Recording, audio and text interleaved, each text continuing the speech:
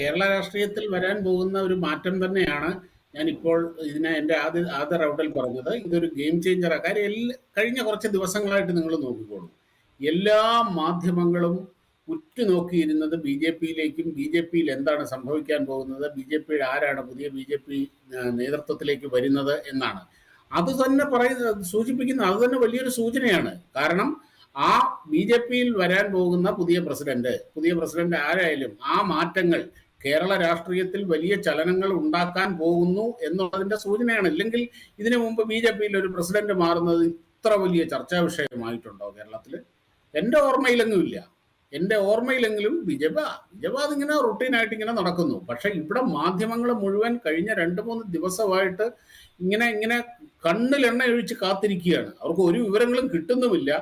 എന്നാൽ ഇങ്ങനെ അഭ്യൂഹങ്ങളായിട്ട് ഓരോ കാഴ്ചപ്പാട് ഇങ്ങനെ ചർച്ചകളായിട്ട് ഇങ്ങനെ പോവുകയാണ് കുറച്ച് ദിവസമായിട്ട്.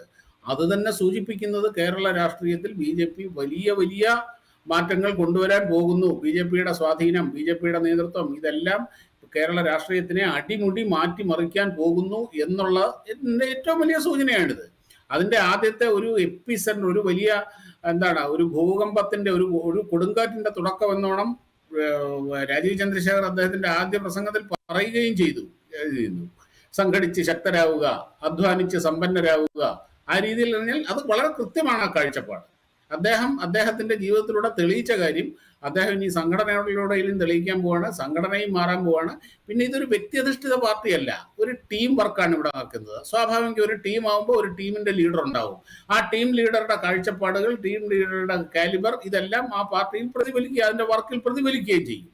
എന്തായാലും നമുക്ക് വലിയ താമസമില്ലാതെ ഇതിന്റെയൊക്കെ റിസൾട്ട് നമുക്ക് കാത്തിരുന്ന് കാണാം എന്നാണ് ഞാൻ പ്രതീക്ഷിക്കുന്നത്.